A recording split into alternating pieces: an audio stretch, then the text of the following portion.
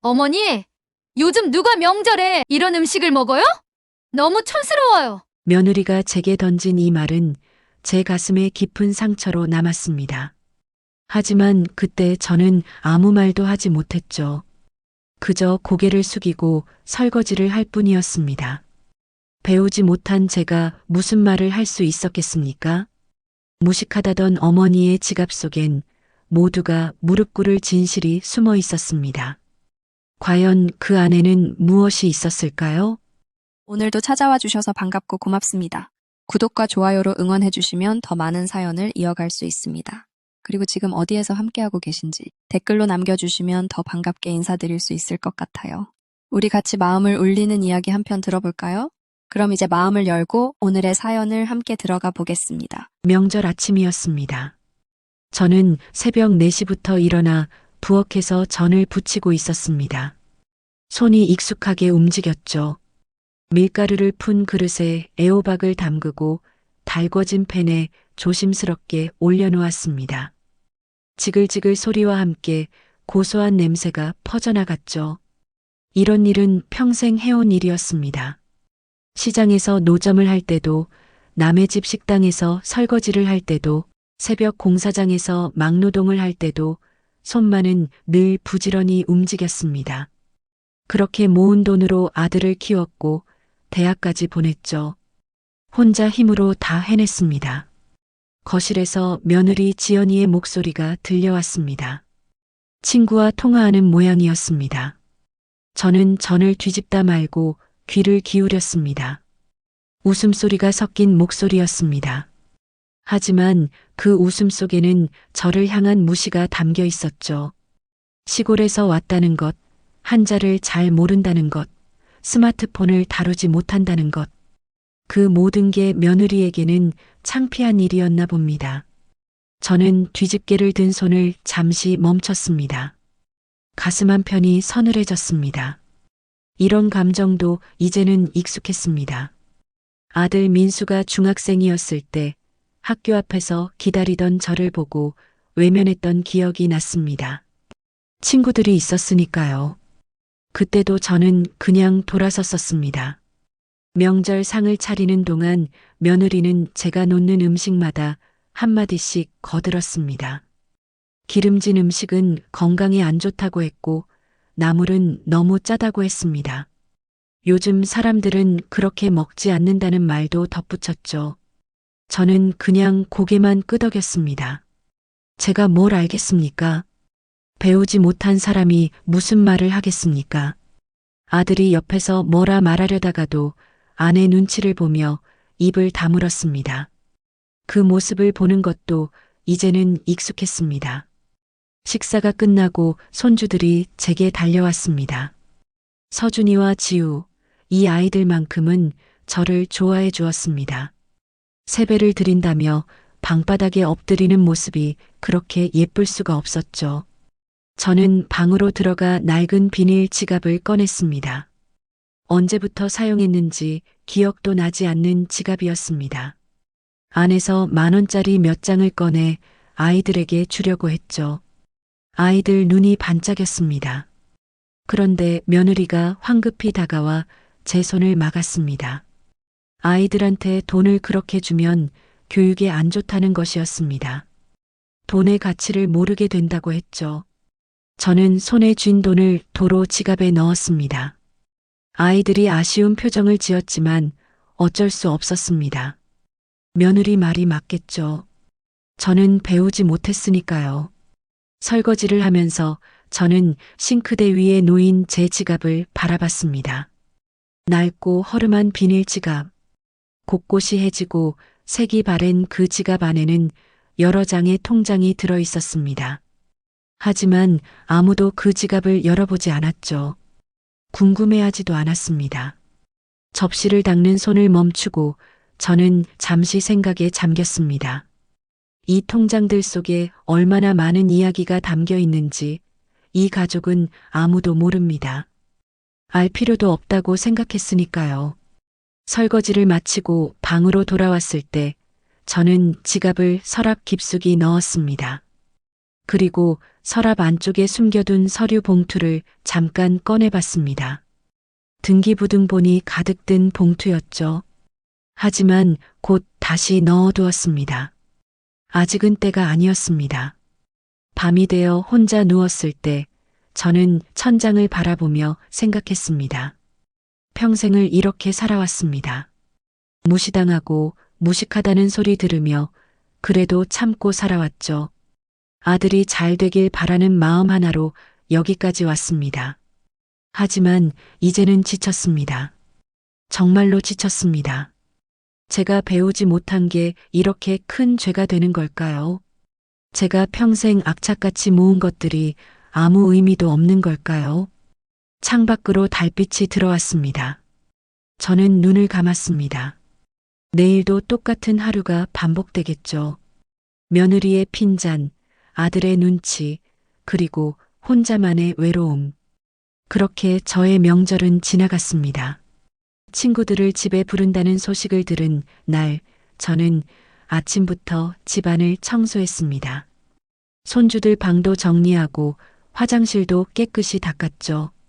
며느리가 창피당하지 않도록 제가 할 수 있는 건 이것뿐이었습니다. 오후가 되자 현관 초인종이 울렸습니다. 저는 방에 있다가 목이 말라 부엌으로 나가려던 참이었습니다. 평소처럼 검정색 추리닝을 입고 있었고 머리는 대충 빗어 넘긴 상태였죠. 거실에는 며느리 또래의 여자 3명이 앉아 있었습니다. 모두 깔끔한 옷차림에 화장도 곱게 한 모습이었습니다. 저는 그들을 보자마자 괜히 주눅이 들었지만 인사는 해야 했습니다. 얘들아, 밥은 묻나? 편하게 있어라. 사투리가 섞인 제 목소리가 거실에 울렸습니다. 손주들한테 하듯 자연스럽게 나온 말이었죠. 순간 거실이 조용해졌습니다. 며느리의 얼굴이 굳어지는 게 보였습니다. 친구들은 어색하게 웃으며 인사를 받았죠. 저는 얼른 부엌으로 가서 물 한 잔을 마시고 방으로 돌아왔습니다. 방문을 닫는 순간 거실에서 며느리가 친구들에게 뭐라 설명하는 소리가 들렸습니다. 시어머니가 시골에서 와서 아직 적응을 못한다고, 나이가 드셔서 그렇다고 했습니다. 그 말들이 가슴에 박혔습니다. 친구들이 간 후 며느리는 소파에 앉아 한숨을 쉬었습니다. 아들 민수가 퇴근해서 들어왔을 때 며느리의 목소리는 날카로웠습니다. 이러니까 내가 친구들을 집에 못 부르는 거야. 얼마나 창피한지 알아? 아들은 난처한 표정으로 엄마가 뭘 잘못했는데? 라고 말했지만 힘이 없었습니다. 저는 부엌에서 설거지를 하는 척하며 그들의 대화를 들었습니다. 손은 계속 움직였지만 머릿속은 복잡했습니다. 그날 밤 아들이 제 방문을 두드렸습니다. 저는 이불을 덮고 누워 있었죠.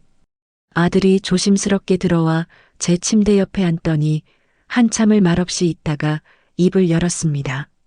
어머니, 다음에 손님 오면 방에 좀 계셔 주시면 안 될까요? 지연이가 스트레스를 많이 받아서요.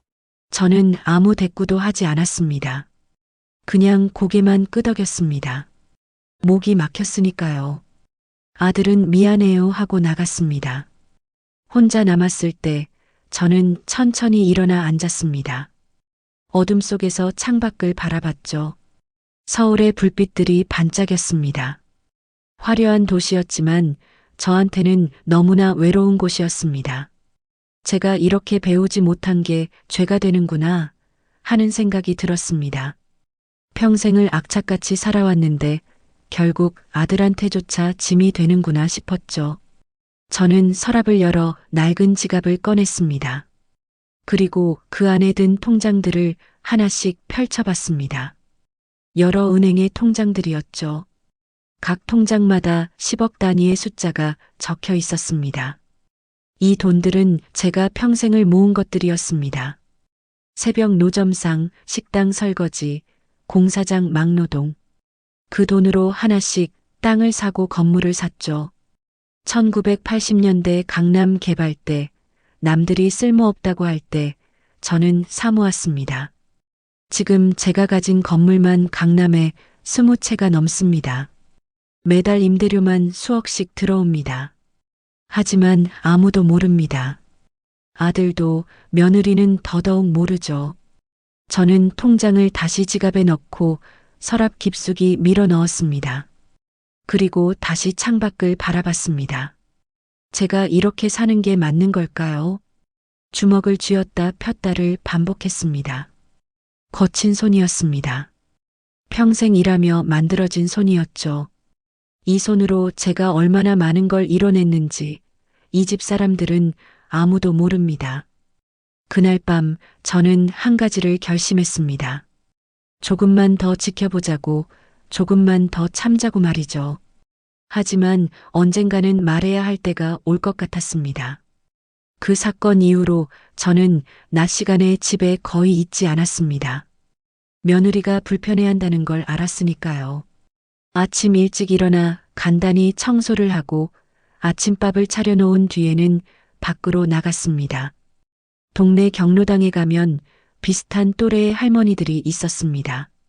화투를 치거나 수다를 떨며 시간을 보내는 분들이었죠. 저도 그들 사이에 앉아 있었지만 마음만은 따로 떨어져 있었습니다. 박 씨는 좋겠네. 아들 집에 얹혀 살면서 편하게 지내니까. 한 할머니가 저를 보며 말했습니다. 다른 할머니들도 고개를 끄덕였죠. 저는 그저 쓴웃음만 지었습니다. 편하게 지낸다고요? 제 마음을 누가 알겠습니까? 경로당에서도 오래 있을 수가 없었습니다. 할머니들의 부러워하는 시선이 오히려 부담스러웠으니까요. 저는 핑계를 대고 경로당을 나왔습니다. 어느 날 저는 지하철을 타고 강남으로 갔습니다. 이유는 없었습니다. 그냥 발길이 가는 대로 갔을 뿐이죠. 역삼동의 한 상가 건물 앞에 섰을 때 저는 그 건물을 오래 바라봤습니다. 8층짜리 상가 건물이었습니다. 1층에는 카페가, 2층부터는 사무실들이 입주해 있었죠. 깨끗하고 현대적인 건물이었습니다. 제가 30년 전에 산 건물이었습니다. 그때 건물 입구에서 관리인이 나왔습니다. 50대쯤 돼 보이는 남자였죠. 그는 저를 보자마자 허리를 굽혀 인사했습니다. 사장님 오셨습니까? 이번 달 임대료는 어제 입금됐습니다. 저는 고개를 끄덕이고는 손짓으로 괜찮다는 표시를 했습니다. 주변 사람들이 볼까봐 조심스러웠죠. 관리인은 알아듣고 다시 건물 안으로 들어갔습니다. 저는 건물을 한참 더 바라봤습니다.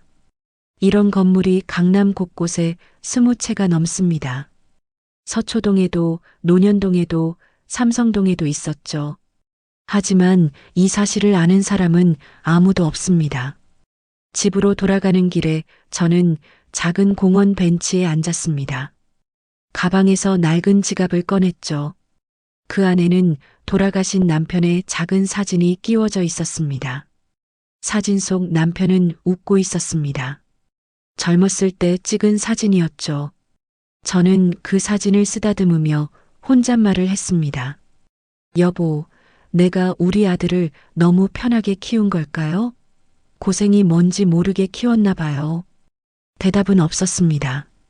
다만 가을바람만 차갑게 불어왔죠. 저는 사진을 다시 지갑에 넣고 한숨을 쉬었습니다. 제가 평생 모은 재산이 무슨 소용인가요? 가족한테 인정받지 못하는데 무식하다고 무시당하는데 말이죠. 하지만 포기할 수는 없었습니다. 손주들이 있었으니까요. 서준이와 지우만큼은 제가 지켜줘야 했습니다. 저는 벤치에서 일어나 집으로 향했습니다. 오늘도 저녁은 제가 차려야 했으니까요.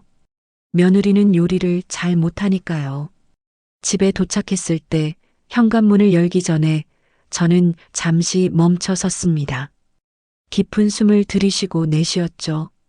그리고 문을 열었습니다. 오늘도 무사히 하루를 넘겼습니다. 어느 날 저녁 손주 서준이가 학교에서 돌아와 방에 들어갔습니다. 숙제를 한다며 책상에 앉더니 크레파스를 꺼내 뭔가를 그리기 시작했죠. 저는 부엌에서 저녁을 준비하면서도 자꾸 손주 방 쪽을 바라봤습니다. 1시간쯤 지났을까요? 서준이가 부엌으로 달려왔습니다. 손에는 도화지 한 장이 들려 있었죠. 아이의 얼굴에는 환한 웃음이 번졌습니다. 할머니 봐요. 우리 가족 그림 그렸어요. 저는 손을 닫고 그림을 받아들었습니다. 도화지에는 4명의 사람이 그려져 있었죠. 아빠, 엄마, 서준이, 그리고 저였습니다. 그런데 이상했습니다. 제가 제일 크게 그려져 있었거든요. 그림 속 저는 활짝 웃고 있었습니다. 손에는 뭔가를 들고 있었는데 아마 간식인 것 같았죠. 옆에는 우리 할머니는 세상에서 제일 따뜻해요 라고 적혀 있었습니다. 가슴이 뭉클했습니다. 눈시울이 뜨거워졌죠. 아이는 저를 이렇게 생각하고 있었던 겁니다. 할머니가 제일 좋아요. 엄마는 맨날 공부하라고만 하는데 할머니는 안아주잖아요. 서준이가 제 허리를 꼭 안았습니다. 저는 아이의 머리를 쓰다듬으며 눈물을 참았습니다. 이 집에서 저를 진심으로 사랑해주는 사람은 이 아이들 뿐이었습니다. 그때 며느리가 퇴근해서 들어왔습니다. 얼굴이 많이 지쳐 보였죠. 요즘 사업 때문에 스트레스를 많이 받는 것 같았습니다. 아들 민수도 걱정스러운 표정으로 아내를 바라봤습니다. 저녁을 먹는 동안 부부는 말이 없었습니다. 평소와는 다른 분위기였죠. 뭔가 안 좋은 일이 있는 게 분명했습니다. 식사 후 부부는 안방으로 들어갔습니다. 문을 닫았지만 목소리가 새어나왔죠. 저는 설거지를 하면서 그들의 대화를 들었습니다. 투자금이 바닥났어. 이번 달 월급으로도 부족해. 아들의 목소리는 불안했습니다. 며느리는 한숨만 쉬었죠. 사업이 잘 안 되고 있는 모양이었습니다. 저는 설거지를 마치고 제 방으로 돌아왔습니다. 서랍을 열어 서류 봉투를 꺼냈죠. 건물 등기부등본과 통장들이 들어 있었습니다. 손주가 그린 그림을 다시 펼쳐봤습니다. 환하게 웃고 있는 제 모습이 보였죠. 아이는 저를 이렇게 봐주는데 저는 아무것도 해주지 못하고 있었습니다. 제 마음속에서 무언가가 움직이기 시작했습니다. 아들 부부가 힘들어하는 것 같은데 저는 이렇게 숨기고만 있어야 하는 걸까요? 하지만 아직은 때가 아니었습니다. 아들이 스스로 이겨내야 했습니다. 그게 제가 바라던 것이었으니까요. 하지만 손주들만큼은 지켜야 했습니다. 저는 그림을 조심스럽게 접어 지갑 속에 넣었습니다. 남편 사진 옆에 말이죠. 이 2가지가 제게 가장 소중한 것들이었습니다. 창밖에는 비가 내리기 시작했습니다. 가을비였죠. 저는 빗소리를 들으며 생각했습니다. 조금만 더 기다려보자. 하지만 언젠가는 말해야 할 때가 올 것이다. 그 생각을 하며 저는 불을 껐습니다. 1달이 지났습니다. 집안 분위기는 날로 나빠졌죠. 며느리의 사업이 완전히 망한 겁니다.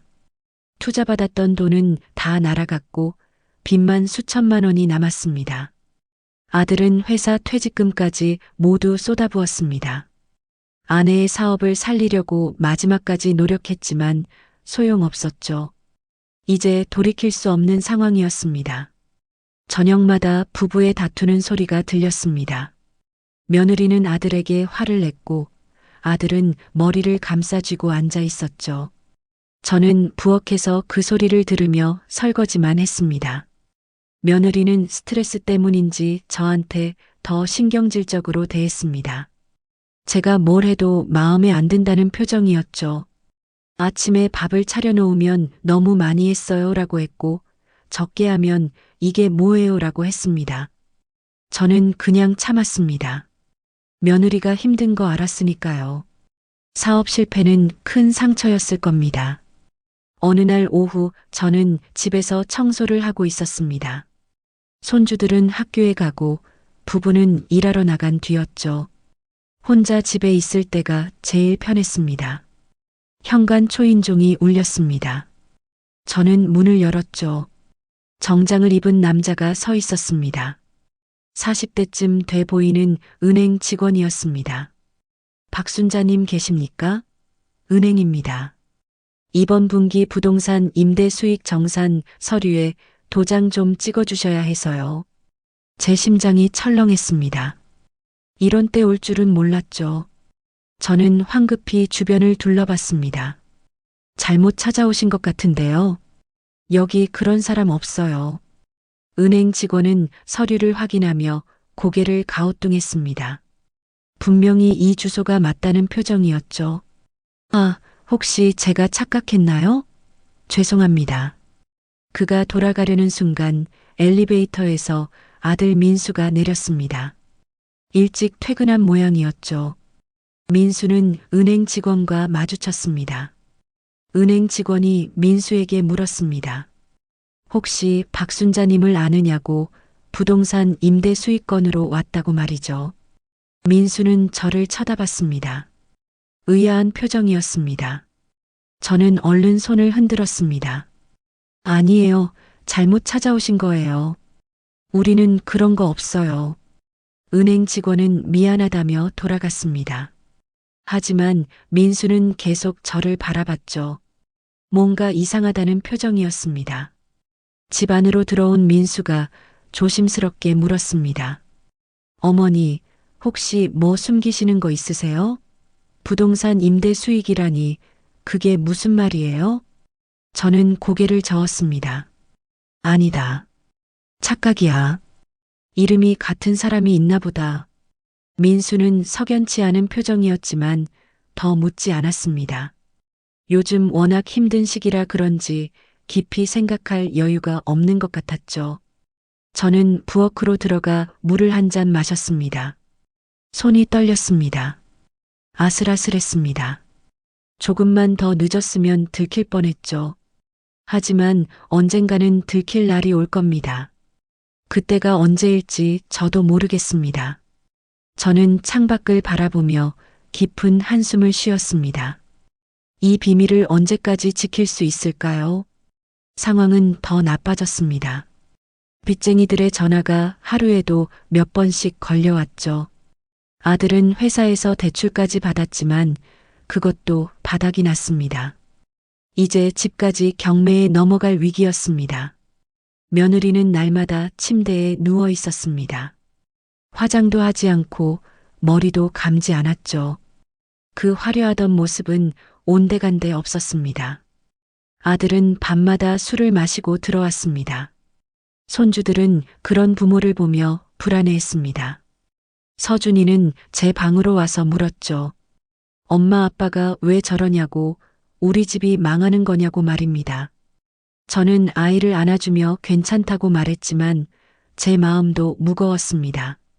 어느 날 저녁 며느리가 제 방문을 두드렸습니다. 처음 있는 일이었죠. 문을 열자 며느리가 서 있었습니다. 얼굴은 창백했고 눈은 충혈돼 있었습니다. 며느리는 제 방으로 들어와 무릎을 꿇었습니다. 저는 깜짝 놀라 그녀를 일으켜 세우려 했죠. 하지만 며느리는 완강했습니다. 어머니, 저희 좀 도와주실 수 있으세요? 혹시 숨겨둔 돈이라도 있으시면 몇백만 원이라도 좋아요. 며느리의 목소리는 떨렸습니다. 하지만 저는 알 수 있었죠. 이게 진심이 아니라는 걸 말입니다. 그저 푸념이고 하소연일 뿐이었습니다. 무식한 시골 할머니한테 무슨 돈이 있겠느냐는 생각으로 하는 말이었죠. 저는 천천히 고개를 저었습니다. 내가 무슨 돈이 있겠니? 나도 아들한테 집만 되는 사람인데. 며느리의 얼굴이 굳어졌습니다. 처음에는 실망한 표정이었다가 곧 화로 변했습니다. 그동안 쌓였던 감정들이 폭발하는 순간이었죠.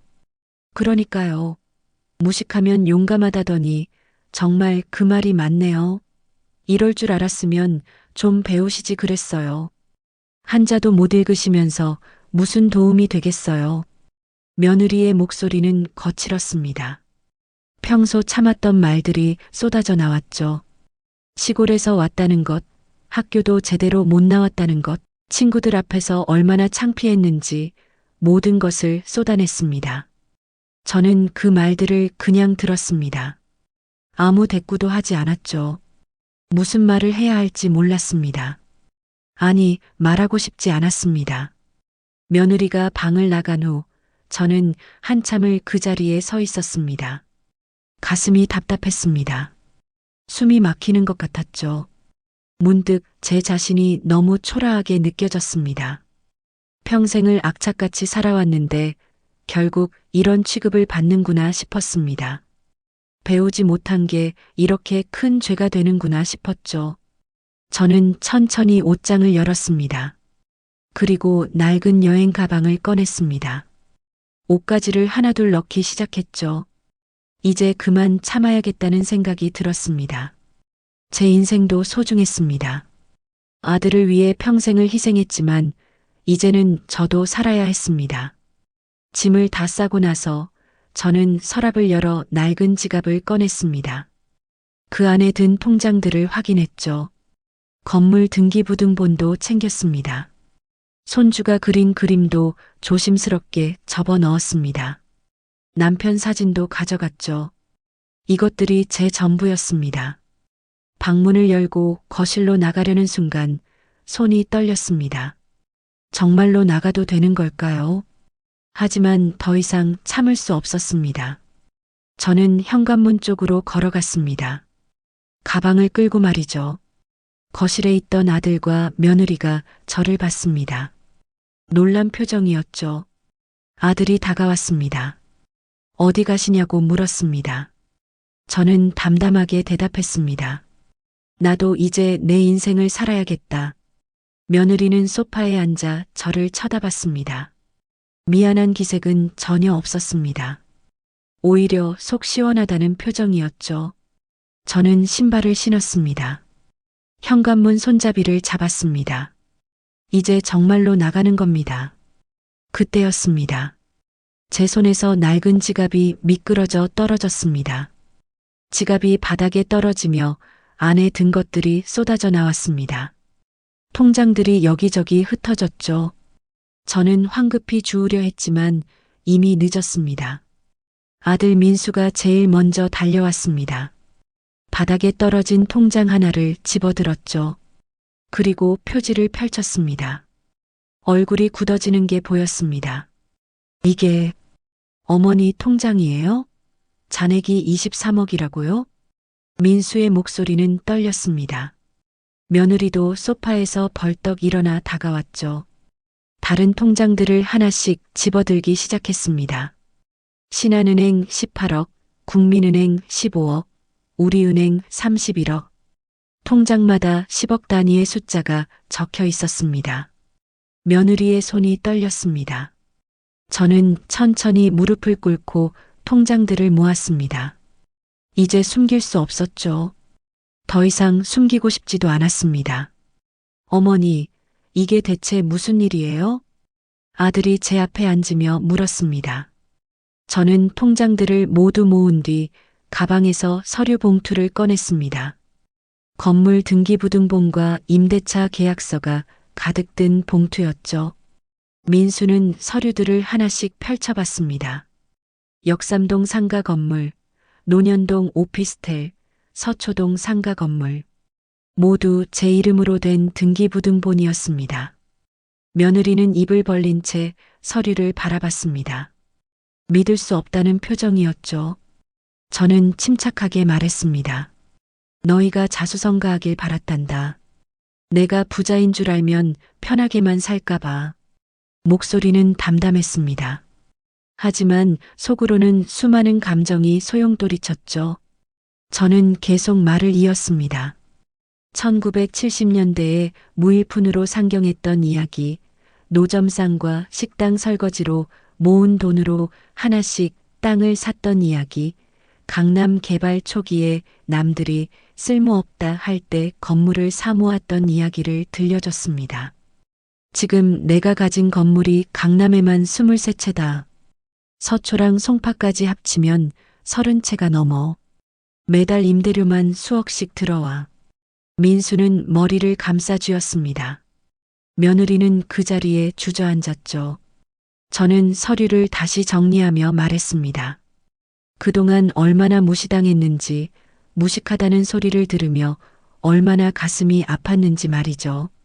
친구들 앞에서 창피하다고 했던 것, 손님 오면 방에 있으라고 했던 것, 모든 게 상처였다고 털어놨습니다. 나는 배우지 못했지만 세상 사는 법은 너희보다 더 잘 안다. 돈 버는 법도 사람 보는 법도 말이야. 제 목소리에는 서운함이 가득했습니다. 평생을 참았던 말들이 쏟아져 나왔죠. 민수가 갑자기 무릎을 꿇었습니다. 그리고 바닥에 이마를 대고 절을 했습니다. 어머니, 죄송합니다. 제가 정말 불효자였습니다. 어머니가 얼마나 고생하셨는지, 얼마나 대단하신 분인지 전혀 몰랐어요. 아들의 목소리는 떨렸습니다. 통곡하는 소리였죠. 며느리도 고개를 숙였습니다.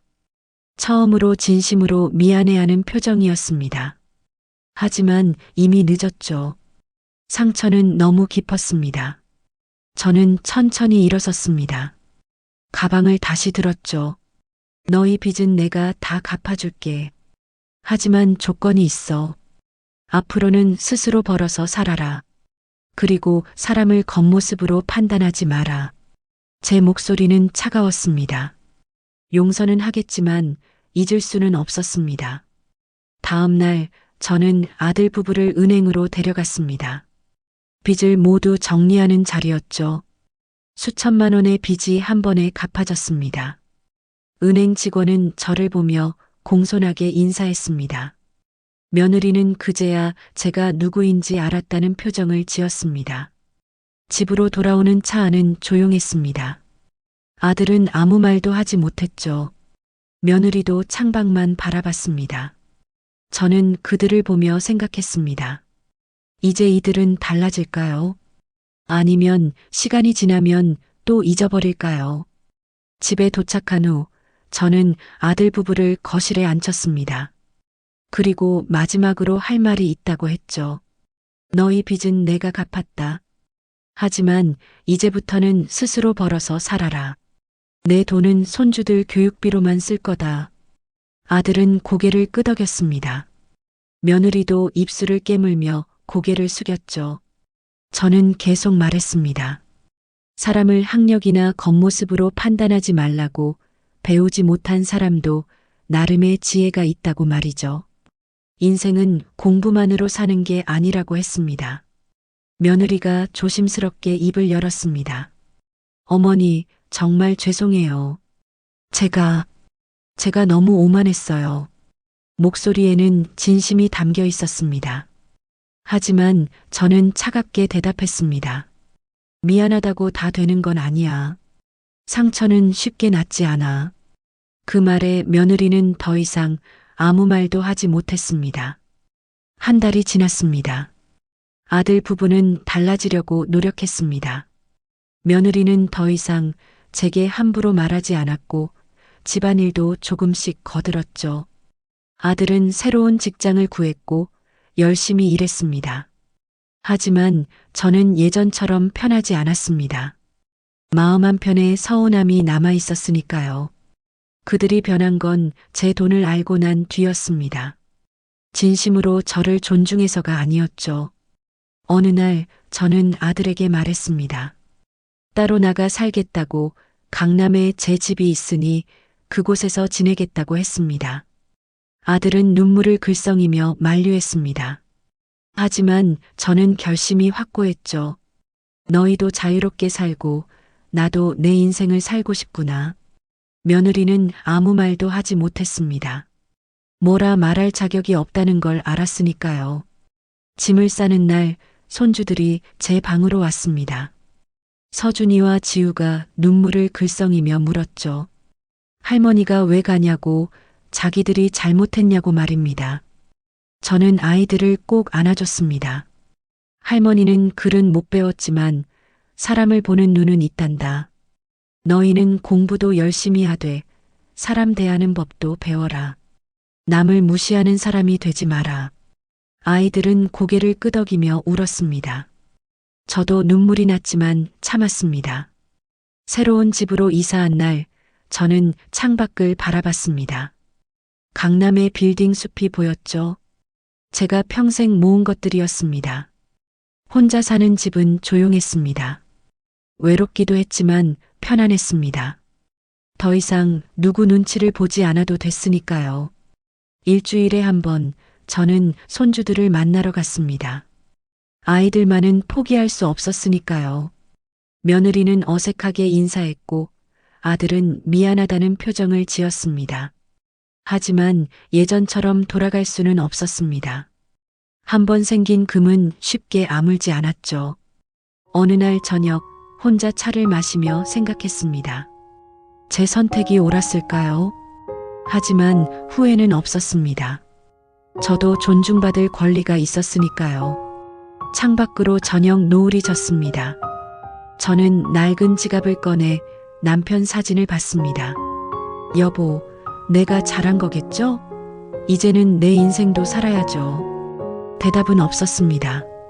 하지만 괜찮았습니다. 저는 이제 제 선택을 믿었으니까요. 사람은 배움에 많고 적음이 아니라 어떻게 사느냐가 중요합니다. 그리고 아무리 가족이라도 서로 존중하지 않으면 함께 살 수 없습니다. 저는 그 진리를 평생을 살며 깨달았습니다. 그리고 이제는 제 방식대로 살기로 했습니다. 아쉬움은 남았지만 후회는 없었습니다. 여러분은 어떻게 생각하시나요? 여러분의 의견을 댓글로 남겨주시면 더 깊은 이야기를 나눌 수 있을 것 같습니다.